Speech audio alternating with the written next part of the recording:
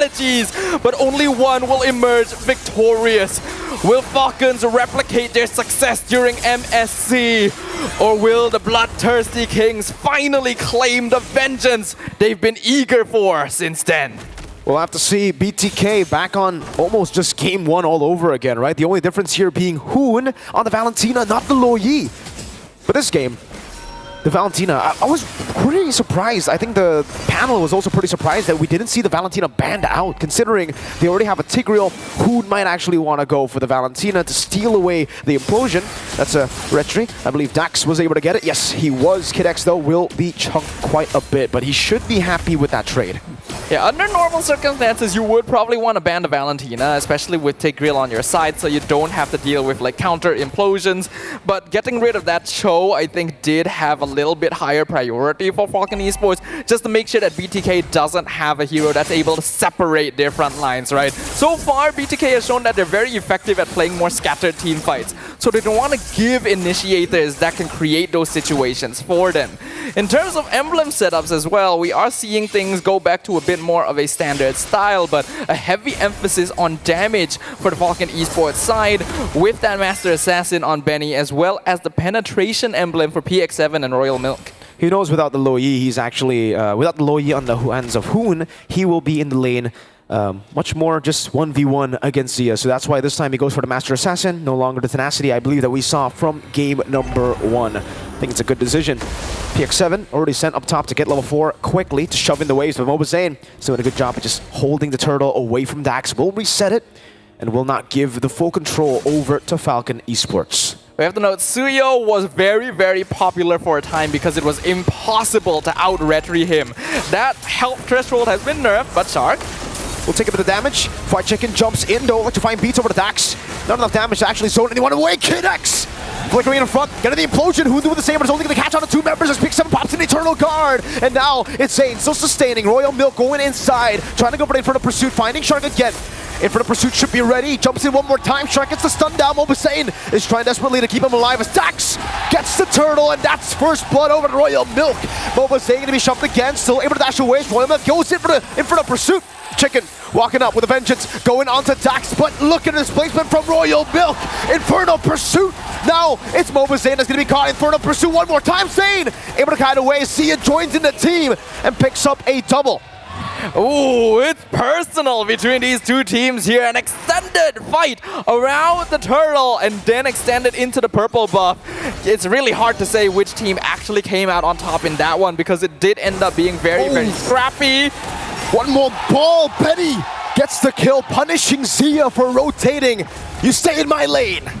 Falcon Esports now starting to recognize the habits of BTK a little bit more and understanding that this is not an opponent that you can give map control over to. It is time to take your foot off of the brake pedal. It is go. You have a Tigreal Vexana mid duo. It is so good at countering rotations. As long as you're able to keep track of where BTK is, Falcon Esports can stop them from being able to regroup at any point in the game. That was a good hold by Shark, though. It could have been way more punishable by Benny had Shark not held the wave. But luckily for Zia, he gets the 2 kills, gets taken out still, but he's able to actually still get the XP and gold from the minion waves. Chicken up top, this is a different story this time around. Royal Milk actually just getting the lane advantage, and Dax, this is the reason the Suyo is still really, really good. Despite the nerfs onto Soul Sever, you still deal a lot of damage with all your other skills. And to heroes, it wasn't really nerfed, it was only the objective damage. Yeah, it gives you a lot of utility, this hero, still, because of the number of skills he has available in his arsenal. The Hunter Strike already completed. Dax should be able to start rotating around along with Kid X and PX7 to really dish out burst damage. And that's going to be good, right? Falcon Esports, the more advantage they can get, the slower they can force the BTK members into playing. And when they have a Granger on their side, they're really trying to upscale that mid-game momentum. Hoon has Eternal Guard, will be poked down by Penny. Implosion from Kid X onto 2 Dax, finding the Retribution onto him. Mobazane jumping in the back line, so will Chicken with the electrifying beats. Now able to push out some damage though. Zia trying to cut away, but Royal Milk is dismantling the back line of BTK. Dax with the Soul Sever slashes. Hoon will be able to escape. Dax go for the stun. Hoon barely getting out, but Falcon Esports got the dub everywhere in that fight. The Burmese Falcons showing us how it's done right now. They've recognized their opponents. They know how they play. They know how they operate. They are punishing BTK for very tight front lines, playing around Mobazane on this Fredrin. The Tigreal has always been a concern for BTK's exact style of gameplay, which is why they have been banning it out consistently against a player like Kid X, but it slipped through the cracks this time. And you can see how effective he is being with that timing. He's not using it to force battles. He knows that BTK, they've got those trigger fingers, you know, they're gonna want to start things themselves, and that is when he can jump on them and strike. Falcon Esports. This is a very, very different Falcon Esports from game one. Despite the same draft almost from BTK, Benny is not 0-2 on the Bruno. He's 1-0. He is scaling up to be a monster. Already almost Berserker's Fury at the 6-minute mark will be given the space by Kid X to get the turret up top.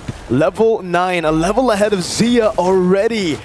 And we know how lethal Benny on the Bruno can be. Zia will be able to get a trade down below though, but as we were talking about, Benny gets that Berserker's Fury. Berserker's Fury, 2 items completed in 6.5 minutes. This is a huge problem now for BTK. We already know Bruno, he accelerates the game, right? You want to end it before... Hold on. Check in with a vengeance, able to cut away for now. Kid X will be chain CC and Hoon gets the pick off. BTK really needing to find some sort of punish there. The ideal would have been a kill on Benny, but removing Kid X for another 10 seconds is actually great timing because the turtle has just come up. This will allow BTK the more comfortably positioned, but look at Benny's damage already. Ridiculous damage. Royal Milk going in. Benny put some damage down onto Shark again, and Falcon Esports, they were able to buy enough time. Kid X is spawned back in the game. White Chicken looking for the back line, will be going on the big 7 with electrifying beast, but Zane Chain sees him. Dax gets the turtle though. BTK still caught in the fight. That's a purified from Zia! Kid X finds an implosion! 2 members caught in the implosion. Zane brought back again, and that will be Zane trying to run away. But you cannot run away from the infernal pursuit. Benny continues with the siege, and it is a win by Falcon Esports again. With the talons of a falcon and the eyes of a hawk, the Burmese representatives with their eye on the prize the entire time. Fried Chicken in the backline does not matter.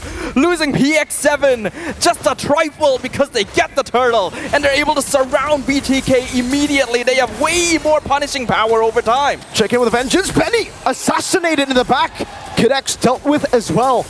A bit of an overstay from Falcon Esports, overextending to get the orange buff, and they will be punished for it. We have to note, White Chicken's still going to be a threat to Benny as long as he's not minding his position, and in that case, they were definitely pushed up a little bit too far. Are not really respecting BTK after their previous battle wins. Even a flicker now forced out from Royal Milk. Falcon, they still have the gold lead, they still have the tower advantage, and Benny is farming well, but that kill is going to stifle that speed a little bit and give BTK a bit more breathing room. Man, you forget about it. You just, when you see a lot of these fights go in Falcon Esports' way, you completely forget the damage that Chicken can do when he's on Vengeance and electrifying beats to a marksman. And I guess we were reminded of that. Benny won't make the same mistake twice. Dax, though, however, will try to ensure that that mistake doesn't happen twice. If he's able to poke down Zia and the rest of the members constantly with the arrows, yeah, it's not going to happen. Yeah, we have to note, White Chicken focusing on PX7 and Benny in most of these fights, it means that Dax is actually going by unchecked a lot of the time, right? The frontliners of BTK are not actually too well equipped for handling Asuyo with his max HP damage, and because of that, he's actually able to whittle down Shark and Mobazane quite efficiently. Oh, man. Even Zia having a hard time finding safe positioning, especially since Benny just completed that Malefic gun. Oh, that's painful. And the thing is, that was literally just Dax with Royal Milk skill 2. That's it. No Curse Blast, no Benny with the footballs there. I don't know. If Benny gets a crit plus the combo earlier, could they have gotten Zia? Would that have been enough damage to take him down? I think it actually would have been, right? Since he just finished Malefic gun right before that. You see that damage onto minions? Benny's online. Honestly, the more items a Bruno builds up, the heavier his balls become, I feel like. That's basically what's occurring with Bruno as he gets more farm. It goes up to like bowling balls, then to cannonballs. I don't really know what the ultimate is because you usually don't live that long anyway. But Falcon Esports are now playing the slow game, trying to bait BTK out of safety so that they can get a better opportunity for Benny to start melting them down. Good poke, Royal Milk stunned up again. Mobazane trying to put the poke connects. Going with the implosion, but only onto Mobazane. The Eternal Guard comes in as well. That's going to be Hoon potting some damage. Mobazane taken down. White Chicken looking for the fight. Will be stunned. CC. White Chicken will fall. Royal Milk gets the shark is burning down. But he survives. Free Lord to Falcon Esports. There is absolutely no chance for the Bloodthirsty Kings to contest. Of the implosion only caught Mobazane. But when you're in a Lord dance, the enemy jungler is always going to be the best target you can go for regardless. And there is no way he is surviving both Jax and Benny when they are this farmed up. And then after that, being able to land the Blade Surge in the middle of the electrifying beats to catch out White Chicken, Falcon Esports have come to play. And they are showing BTK why they are still to be feared. A 5k net worth lead now. We can see Benny even picking up that Rose Gold Meteor. BOD completed by Dax. If you thought that they were at their power spikes before, you haven't seen anything yet. And you can see the respect from Benny, right? That Rose Gold Meteor already. Zia is not dealing enough damage to actually threaten anyone just yet from Falcon Esports. He needs to find the... He needs to thread the needle. He needs to get onto PX7. It's been hard doing it, but somehow they get him. Mobazane looking for the taunt over to Royal Milk. Milk doesn't have to flicker, but they can't go for the punish. Oh, Worldy, that's the bounce. Taking almost half HP, and Falcon will go for the base turret. That is base turret number 1 in the mid lane, falling down. It's tier 2 dealt with by Dax in the bottom. All while we're talking about it. Zia going for the Detonata over to PX7. Hoon trying to push out some damage again on the Kid X, but the base turret will fall again. Royal Milk walking up. Glorious pathway from Shark. Looking for a moment, but will not be able to find it. Dax in the mid lane will just blink away, and Falcon Esports have dealt with the far lane base turret for the next Lord. So far, we could see that Falcons, everything is going exactly to plan. BTK, I like the discipline they showed earlier, and it's clear they're keeping track of the flicker timing on Kid X as well, because they were willing to group up to melt down the Lord without worrying about that potential flicker implosion combo. So it's very important that they know the timing on this battle spell, because it has been their undoing in almost every single fight. But we have reached a stage of the game where if you are not ending against a Bruno, you are in a lot of trouble.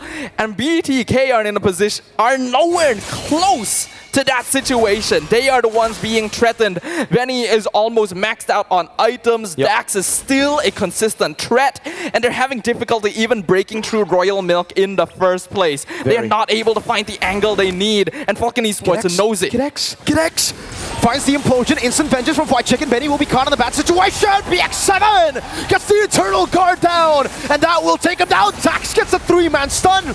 It's the kite back now as Shark pops in to revitalize. No Chicken. Benny. That damage now Windtalker 2 for Benny. Dax gets the Melfic Roar. 15 seconds for the Lord, and Chicken will not respawn in time. Falcon might just blitz this enhanced Lord. It is the perfect opening for them. And even if they decide, hey, we don't want to end this right now, they have plenty of time. They scale so well into the late game with a Bruno and a Vexana. BTK are they're relying on Zia and maybe White Chicken being able to find the angle right now, but what can they even do here? They're very low, but it's not low enough to actually threaten anyone. And you could see the crazy zoning from Kid X just standing there menacingly, stopping Zane. You shall not pass.